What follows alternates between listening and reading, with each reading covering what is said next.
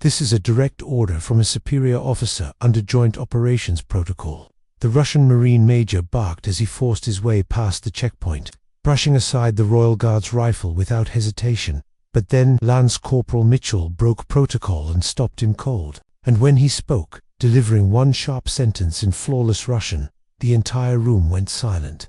That one line didn't just stop the Major, it completely unraveled his sense of control. So what did the Royal Guard say that flipped the confrontation upside down? Before we reveal it, hit that subscribe button and let us know in the comments where you're watching from.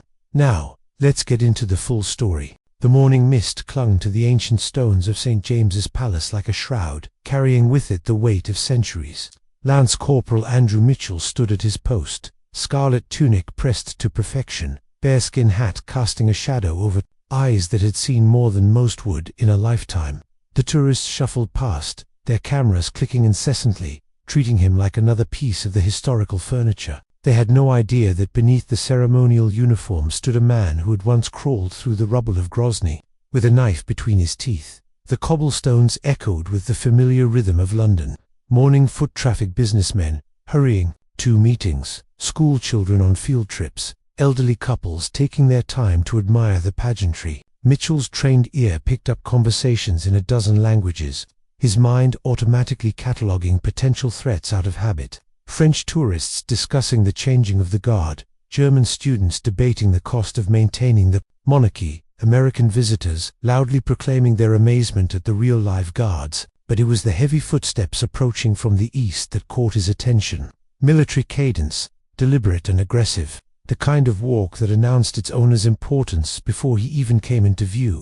Mitchell's peripheral vision caught the figure, tall, broad-shouldered, wearing what appeared to be a Russian naval officer's coat. Despite the mild autumn weather, the man's chest was decorated with an impressive array of medals that caught the morning light, each one carefully positioned for maximum impact. Major Dmitry Baranov had arrived in London 3 days earlier as part of a cultural exchange program, though his real purpose was far from cultural. The 42-year-old Spetsnaz commander had served in conflicts from Chechnya to Syria, collecting scars and stories in equal measure. His reputation preceded him in military circles, a man who had never backed down from a fight, who viewed every interaction as a test of dominance. The vodka he'd consumed the night before at the Russian embassy had done nothing to improve his already volatile temperament. The crowd of tourists began to part. Instinctively as Baranov approached, something primal in their subconscious recognizing the predator in their midst. His ice-blue eyes fixed on Mitchell with the intensity of a man sizing up prey. The Russian's jaw was set in a permanent scowl, enhanced by a scar that ran from his left temple to the corner of his mouth, a souvenir from a Chechen rebel's blade in 1999. Baranov had spent the previous evening at the Russian embassy, drinking with attaches and growing increasingly frustrated with what he saw as British pretension. The conversation had turned to the Royal Guard, with one diplomat mentioning how they were merely ceremonial now, toy soldiers for the tourists. The comment had lodged in Baranov's mind like a splinter, festering throughout the night. Here was a chance to prove Russian superiority, to show these soft Western soldiers what real military bearing looked like. As he approached the checkpoint, Baranov's lips curled into what might charitably be called a smile. The guard before him looked young, maybe mid-20s, standing rigid in his elaborate uniform. The bearskin hat added height, but underneath, Baranov estimated the man to be at least 6 inches shorter than his own imposing frame. The red tunic with its golden braiding looked more suited to a musical theater production than a military installation. Baranov's voice boomed across the courtyard, causing several tourists to jump and reach for their phones. "Doll soldier, I am Major Dmitry Baranov, Spetsnaz commander of the 45th Guards Airborne Regiment." He paused, letting the weight of his credentials sink in. "Move aside. I have business with your superiors." Mitchell remained motionless, his eyes fixed on a point somewhere beyond the horizon. Years of training had conditioned him to maintain position regardless of provocation, but beneath the ceremonial facade, every muscle in his body had tensed. His mind automatically catalogued the threat: Russian military, likely special forces based on his bearing, approximately 220 pounds, favoring his left side slightly, possibly from an old injury. The man's aggressive posture and breath suggested someone looking for confrontation. The crowd of onlookers began to grow, sensing drama. Modern tourists were drawn to conflict like moths to flame, their phones already recording what they hoped would become viral content. An elderly British couple stepped back, the husband protectively placing his arm around his wife's shoulders. A group of American college students pressed closer, whispering excitedly about getting footage of something actually happening. "Did you not hear me, little man?" Baranov stepped closer, his voice rising with each word. "I said move. In my country, soldiers show proper respect to their superiors." The medals on his chest clinked together as he gestured aggressively, each one representing campaigns that had hardened him into the weapon he'd become. But Mitchell's training ran deeper than mere protocol. The 12th Regiment of Foot Guards wasn't just ceremonial, they were active duty soldiers who rotated between ceremonial duties and operational deployments. Mitchell himself had completed 3 tours in Afghanistan and 2 classified operations in Eastern Europe before being assigned to palace duties. The bearskin hat and red tunic were symbols of tradition, but underneath beat the heart of a warrior who had earned his place through blood and sweat. The confrontation was drawing more attention now. A Metropolitan Police constable stationed nearby had begun moving closer, his hand instinctively moving toward his radio. The palace's discreet security cameras were undoubtedly focusing on the scene, with alerts already pinging on screens in underground control rooms, but protocol dictated that the guard handled the situation first, only calling for backup if absolutely necessary. Baranov interpreted Mitchell's silence as weakness, a confirmation of his prejudices about Western military softness. In his experience, loud voices and aggressive posturing were usually enough to cow opponents into submission. He'd used similar tactics successfully in Russian military exercises, where junior officers would scramble to accommodate his demands. The fact that this British soldier wasn't immediately deferring to his authority was both infuriating and puzzling. "What is wrong with you?" Baranov sneered, leaning in closer. "Are you deaf, stupid, or just typical British coward?" His breath, heavy with the smell of yesterday's vodka and this morning's cigarettes, washed over Mitchell's face. "In Spetsnaz, we would have soldiers like you, scrubbing latrines." A young mother with 2 small children hurried past, pulling them closer as she recognized the escalating tension. Business commuters began taking alternate routes, their British sensibilities automatically avoiding the scene of potential embarrassment. But the tourists remained, their cameras capturing every moment of what they assumed was some sort of elaborate performance. Mitchell's mind flashed briefly to Chechnya, 2 nights spent in bombed-out buildings with SAS teams, translating intercepted communications and coordinating with local assets. He remembered the Spetsnaz units they'd encountered: professional, deadly, but often hampered by their rigid hierarchy and tendency toward brutality over subtlety. This Major Baranov fit the profile perfectly: aggressive, demanding respect based on rank rather than earning it through competence. The irony wasn't lost on him. Here stood a Russian Special Forces officer, decorated and presumably experienced, trying to intimidate someone he saw as merely ceremonial. If only Baranov knew that the toy soldier before him had once spent 72 hours behind enemy lines in Helmand province, coordinating artillery strikes while surrounded by Taliban fighters, or that he'd earned a military cross for actions that was still classified. Operations that had prevented terrorist attacks on British soil. But revealing any of this would violate protocol and potentially compromise ongoing security operations. Instead, Mitchell maintained his position, his silence speaking volumes to those who understood military bearing. The proper response to bullying wasn't escalation, it was professional composure maintained under pressure. The morning sun climbed higher, casting sharper shadows across the palace courtyard. More tourists were gathering now, the crowd growing as word spread through social media that something interesting was happening at the palace. A Japanese tour group approached cautiously, their guides speaking in hushed tones about British military traditions while keeping a respectful distance from the confrontation. Baranov's frustration was reaching a boiling point. In his world, silence, in the face of authority, was tantamount to insubordination. He'd built his reputation on never backing down, on being the most intimidating presence in any room. The fact that this British guard was simply ignoring him felt like a personal insult to everything he'd built his identity around. "Fine," Baranov growled, reaching into his coat pocket and producing a leather credential holder. "Perhaps you will understand this." He flipped it open, revealing his military identification and a collection of authorization papers in Cyrillic script. Major Dmitry Baranov, 45th Guards Airborne Regiment, attached to Russian Embassy Cultural Exchange Program. I demand to speak with your commanding officer immediately. Mitchell's trained eye caught the details of the credentials in his peripheral vision.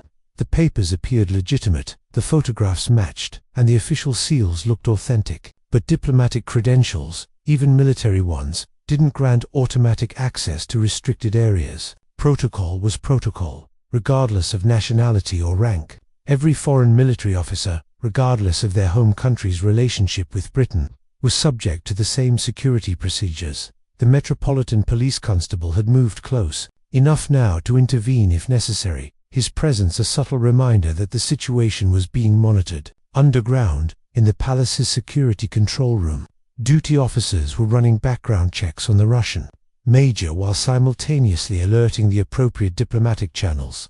This wasn't the first time foreign military personnel had attempted to bypass security protocols, and established procedures existed for handling such situations. What Baranov didn't realize was that his aggressive approach had already marked him as a potential security risk. Every word was being recorded, every gesture analyzed by security professionals who had dealt with threats both foreign and domestic. His assumption that military rank would automatically grant him access revealed a fundamental misunderstanding of British security culture, where protocol trumped personal authority every time a group of schoolchildren approached with their teacher. Part of an educational visit to learn about British history and traditions, the teacher, recognizing the tense atmosphere, began steering her charges toward a different entrance, while quietly explaining that sometimes adults don't behave as well as children do. The standoff continued, neither man willing to give ground. Baranov's face was beginning to redden. Whether from frustration or the effects of his previous night's drinking wasn't clear. His hands had moved to his hips in a classic power pose, unconsciously mimicking the stance he'd used to intimidate subordinates throughout his military career. But intimidation tactics that worked on nervous recruits in Russian military academies had little effect on a British guardsman who had faced down Taliban fighters in the mountains of Afghanistan. Mitchell's mind wandered briefly to his selection. For ceremonial duties, it wasn't a punishment or a reward, it was recognition of his ability to represent the regiment with honor and dignity. The selection process for the Queen's Guard was rigorous, requiring not just military competence but also the psychological resilience to maintain composure under any circumstances. Tourists could be rude, protesters could be aggressive, and foreign dignitaries could be demanding. All had to be handled with the same professional courtesy. The crowd around them had grown to nearly 50 people now, creating a loose circle of spectators. Some were openly filming with their phones, others were pretending to take selfies, while actually capturing the confrontation. A street performer who usually worked this area had moved his pitch further away, recognizing that he couldn't compete with the live drama unfolding at the palace gates. "I am losing patience with you, soldier," Baranov declared, his voice carrying across the courtyard. "This is diplomatic insult. I will report this incident to my embassy, and they will file formal complaint with your foreign office." He paused, letting the threat hang in the air. "Your career will be finished when my superiors hear of this disrespect." But Mitchell knew that diplomatic protocols worked both ways. Foreign military personnel couldn't simply demand access to secure facilities, regardless of their rank or credentials. The proper channels existed for legitimate requests through embassy officials, with advance notice, and with appropriate security clearances. Baranov's attempt to bypass these procedures actually strengthened Mitchell's position, as he was following established protocol to the letter. The autumn breeze carried the scent of fallen leaves and distant traffic, mixing with the urban perfume of London morning coffee and exhaust fumes. It was the kind of crisp day that made tourists fall in love with the city, though the growing tension at the palace gates was providing a different kind of memory than most had expected. A senior palace official had emerged from a side entrance, clipboard in hand, observing the situation from a discreet distance. His presence indicated that the incident had escalated enough to warrant administrative attention, though he made no move to intervene directly. This was a test of the guards. Training and professionalism, and premature intervention would undermine the very protocols they were designed to protect. The psychological warfare was escalating now. Baranov, sensing that direct intimidation wasn't working, shifted tactics. He began walking slowly around Mitchell, like a predator circling prey, his boots clicking against the cobblestones in a deliberate rhythm designed to unnerve. This was a technique he'd learned from KGB instructors decades earlier, constant movement to maintain psychological pressure while searching for signs of weakness. "Do you know what I think?" Baranov said, his voice dropping to a more conversational tone that somehow seemed more threatening than his earlier shouting. "I think British military is not what it used to be. I think you are all ceremony, no substance, pretty uniforms for tourists, but no real fighting spirit." The insult was carefully crafted to provoke a response. Questioning a soldier's combat effectiveness was one of the most reliable ways to break military discipline, as it attacked the core of professional identity. Baranov had used similar tactics to break prisoners during interrogations, finding that personal attacks often succeeded where physical intimidation failed. But Mitchell's training had prepared him for exactly this kind of psychological manipulation. During his essays secondment, he'd undergone resistance to interrogation training that made Baranov's amateur provocations seem childish. He'd been subjected to far more sophisticated psychological pressure by professionals whose only job was to break his mental defenses. A drunk Russian major with an ego problem was hardly a challenge in comparison. The crowd continued to grow, now including several professional photographers who had heard about the confrontation through London's extensive network of freelance journalists. The possibility of dramatic photographs involving international incident was too good to pass up, especially with tensions between Russia and Britain running high in recent years. Every angle was being covered, every expression documented for potential future use. A small child in the crowd pointed at Mitchell and asked his mother loudly, "Why isn't the soldier moving?" The question carried clearly across the courtyard, prompting knowing smiles from several British onlookers who understood the tradition of the Guard's stoic immobility. But to Baranov, it was further evidence of what he saw as British military weakness, standing still while being insulted. "You hear that?" Baranov called out, gesturing toward the child. "Even children think you're a statue, not soldier." He stepped closer again, his voice rising. "In Russia, we have saying, a soldier who will not defend his honor will not defend his country." The situation reached a critical point when Baranov, emboldened by what he perceived as Mitchell's passivity, made his fatal mistake. Reaching out with one meaty hand, he flicked the front of Mitchell's bearskin hat, causing it to shift slightly. On his head, the gesture was unmistakably aggressive, a physical assault on both the Guard and the uniform he represented. The crowd gasped collectively. Even tourists who knew nothing about military protocol understood that crossing the line from verbal to physical confrontation changed everything. Cameras zoomed in, capturing the moment when international incident became inevitable. But Mitchell's response was not what anyone expected. Instead of the explosion of anger that Baranov anticipated, or the continued stoic silence that the crowd had grown accustomed to, Mitchell did something that no one saw coming. He spoke, and he spoke in perfect, unaccented Russian. "Major Baranov," Mitchell said, his voice calm and controlled, the words flowing with the fluency of a native speaker. "Article 14 of the Vienna Convention on Diplomatic Relations prohibits military personnel from bypassing host nation security protocols. You will step back immediately and follow proper diplomatic channels for any official business." The effect was electric. Baranov's face went through a series of expressions: surprise, confusion, and then dawning realization that he had severely underestimated his opponent. The crowd, most of whom couldn't understand the words but could certainly appreciate the dramatic reversal, began murmuring excitedly among themselves. Mitchell's Russian was more than just fluent. It carried the subtle accent markers of someone who had learned the language through immersion in military contexts. His pronunciation had the crisp precision of someone who had used Russian for operational purposes, not academic study. To a trained ear like Baranov's, it was clear that this was no ceremonial soldier who had picked up a few phrases from a phrasebook. The backstory that Baranov couldn't know was that Mitchell had spent 18 months attached to British intelligence operations in Eastern Europe. His linguistic abilities had made him invaluable for operations requiring deep cover or real-time translation of intercepted communications. He had lived among Russian speakers, worked alongside former Soviet military personnel, and developed an understanding of Russian military culture that went far beyond textbook knowledge. You speak Russian," Baranov stammered, the first crack appearing in his confident facade. The revelation had shaken his fundamental assumption about who he was dealing with. This wasn't some ceremonial toy soldier. This was someone with operational experience in Russian-speaking territories. Mitchell's revelation had shifted the entire dynamic of the confrontation. What had begun as a simple case of foreign military officer versus ceremonial guard had suddenly become something far more complex. The crowd sensed the change, even if they couldn't understand the specifics.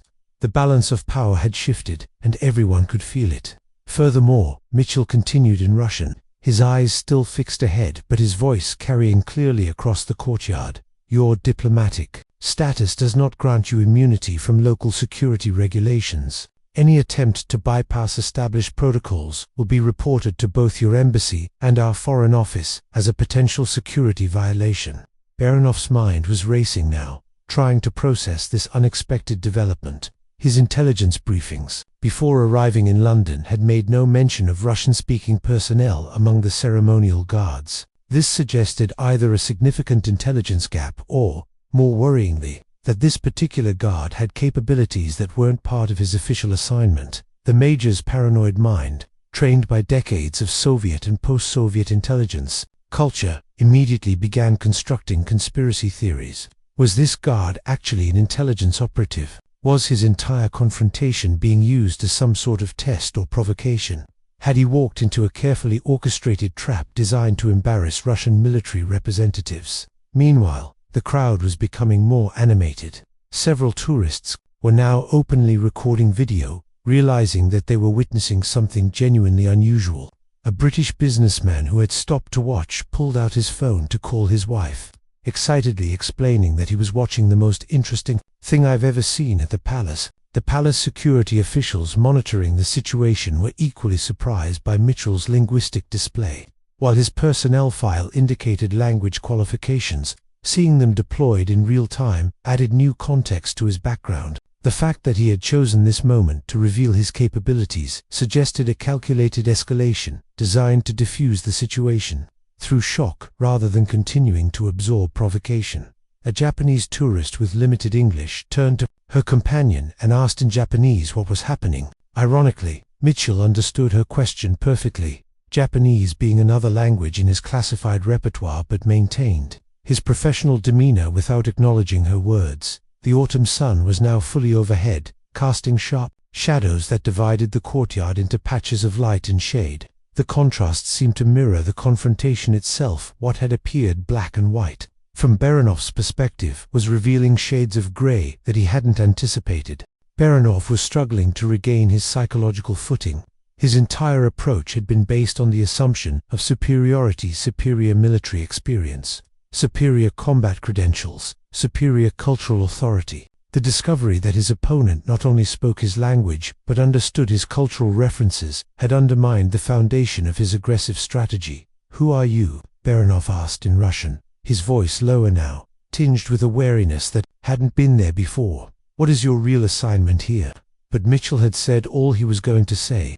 Having made his point, he returned to his stoic silence, his eyes once again fixed on the distant horizon. The brief glimpse behind the ceremonial facade had been carefully calculated enough to shift the balance of power, but not enough to reveal operational details or compromise security protocols. The crowd was beginning to sense that the drama was reaching its climax.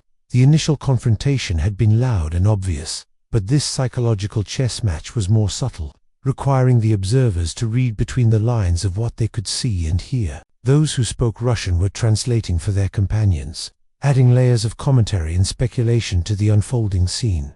A Metropolitan Police inspector had arrived on the scene, called by the constable who had been monitoring the situation. The inspector's presence raised the stakes considerably. What had been a diplomatic incident was now officially a police matter. His trained eye quickly assessed the situation. Foreign military officer, increasingly agitated. British Guard, maintaining professional composure. Growing crowd of witnesses recording everything. The inspector's approach was diplomatic but firm. "Gentlemen," he said, addressing both Mitchell and Baranov, "I'm Inspector Williams. I understand there may be some confusion about access protocols. Major Baranov, if you have official business with the palace, I'd be happy to help you contact the appropriate diplomatic channels." It was a masterful de-escalation technique. Acknowledging Baranov's rank and status, while firmly establishing that proper procedures needed to be followed. The inspector's calm professionalism provided an elegant exit ramp for a situation that had spiraled beyond either participant's original intentions. But Baranov was too far committed to back down gracefully. His reputation, both personal and professional, felt at stake. In his mind, retreat now would be seen as capitulation to British authority, something his superiors at the embassy would view unfavorably.